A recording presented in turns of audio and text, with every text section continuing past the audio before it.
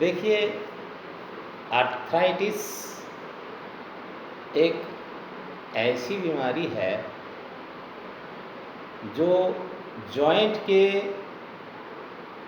घिसने से होती है। चाहे वो ट्रॉमा के चलते घिस जाए या एज से रिलेटेड हो, यानी उम्र बढ़ जाए आफ्टर 40, 50, 60, 60, 70 में वो घिस जाता है, सरफेस ऑफ द जॉइंट से घिस जाते हैं, जिसके चलते दोनों जॉइंट के दोनों साइड जो हड्डी है वो रफ हो जाता है। और रफ होने के कारण उसमें फ्रिक्शन बढ़ जाती है, एंड फ्रिक्शन जितना ज़्यादा बढ़ता है डैमेज उतना ही ज़्यादा होता है आपस में टकराने से चलते, जिसमें हो सकता है क्लिकिंग साउंड भी हो उसमें जॉइंट में, और पेशेंट को सूजन हो जाता है, जॉइंट फूलने लगता है और पेन होने लगता है, जिसमें चलने के लिए उनको काफ़ी दिक्कत होती है। इस आर्थराइटिस कई टाइप के होते हैं। एक तो हुआ ट्रॉमा, दूसरा हुआ रूमेटॉइड। एक जो ट्रॉमा से होता है उसको ऑस्टियो आर्थराइटिस कहते हैं, ऑस्टियो आर्थराइटिस कहते हैं।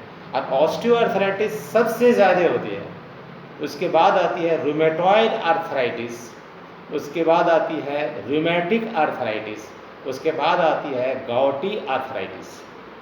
रूमेटॉइड एंड रूमेटिक आर्थराइटिस वो ऑटो इम्यून डिजीज होता है, एंटीजन एंटीबॉडी के रिएक्शन के कारण होती है, जो क्यूरेबल भी नहीं है। ऑस्टियो आर्थराइटिस भी क्यूरेबल नहीं है, लेकिन वो उसको हम लोग with drugs, treatment and exercise control कर सकते हैं बहुत हद तक। एक ही ऐसी ये है बीमारी है, आर्थराइटिस है, जो शोल्डर में होती है, जिसको पेरी आर्थराइटिस कहते हैं। वो 100% विथ एक्सरसाइज ठीक हो जाती है। एक गाउटी आर्थराइटिस जो है वो यूरिक एसिड प्रोटीन मेटाबॉलिज्म के चलते, जो कि ढंग से प्रोटीन मेटाबॉलिज्म नहीं होती है जिसके बॉडी में, उसमें क्या होता है, यूरिक एसिड की मात्रा इतनी ज़्यादा ब्लड में बढ़ जाती है, जिसके कारण वो यूरिक एसिड प्रॉब्लम यानी गॉटी आर्थराइटिस डेवलप करता है, जो कि सबसे पहले स्टार्ट करती है बिग टो के बेस से, big toe of the foot के बेस से। वहाँ इन्फ्लेम्ड हो जाएगा, काफ़ी पेन करता है, जलन टाइप का महसूस होगा। हाँ, पेशेंट रात भर सोने नहीं देगा, ये बहुत परेशान करता है, and that's called gouty arthritis, GOUTY, gouty arthritis. And उसमें गॉटी आर्थराइटिस में फूड मैनेजमेंट करते हैं और साथ साथ उसमें प्रोटीन मैनेजमेंट करते हैं। प्रोटीन कम लेने के लिए कहते हैं पेशेंट को, प्रोटीनस फूड्स कम देते हैं, धीरे धीरे वो कंट्रोल हो जाता है। सबसे बड़ी बात है, इस आर्थराइटिस से हमको बचना है। So prevention is there, prevention is important, and prevention of the arthritis में मोस्ट इम्पोर्टेंटली हम प्रिवेंशन ले सकते हैं, जिसके लिए वो ऑस्टियो आर्थराइटिस है, उससे हम प्रिवेंशन ले सकते हैं। गॉटी आर्थराइटिस से भी प्रिवेंशन ले सकते हैं। गॉटी आर्थराइटिस नहीं हो उसके लिए हमको मीट मछली यानी हाईली प्रोटीनस डाइट, मीट मछली, मसूर दाल, या दाल ज़्यादा खाना, इस सब से थोड़ा सा कंट्रोल परहेज करना पड़ेगा, तो हम गॉटी आर्थराइटिस से बच जाएंगे। Rheumatoid arthritis and rheumatic arthritis ये ऑटो इम्यून डिजीज है, इससे बचना मुश्किल है।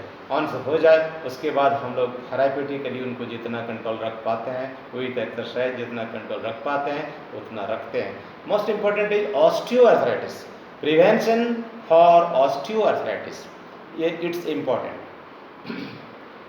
हमारी बॉडी बियॉन्ड 35 ईयर्स आपका कैल्शियम घटते चला जाता है। अब कैल्शियम लेवल जो बोन में कमते चला जाता है, उसके बाद वो वीक हो जाता है। That's called osteoporosis, loss of calcium from the bone substance is called osteoporosis, and osteoporosis is the main cause factor, strike factor for causation of osteoarthritis, and this osteoarthritis को से बचने के लिए हमें कैल्शियम की मात्रा भी लेती रहनी होगी बियॉन्ड 35, और साथ साथ एक्सरसाइज भी करती रहनी होगी, और विटामिन डी के साथ साथ लेनी होगी, क्योंकि विटामिन डी के बिना कैल्शियम एब्जॉर्ब नहीं होता है। इसलिए विटामिन डी भी चाहिए, कैल्शियम भी चाहिए। 35 के बाद हम कॉशस अगर हो जाते हैं, एक्सरसाइज करते हैं, कैल्शियम भी लेते चले जाते हैं, विटामिन डी भी लेते हैं, धूप का सेवन करते हैं, शराब बिल्कुल नहीं लेते हैं। शराब इज ऑल्सो ए फैक्टर जो कि आपको कैल्शियम को बॉडी से निकाल देगा, यानी बोन से निकालेगा और बोन को वीक करेगा।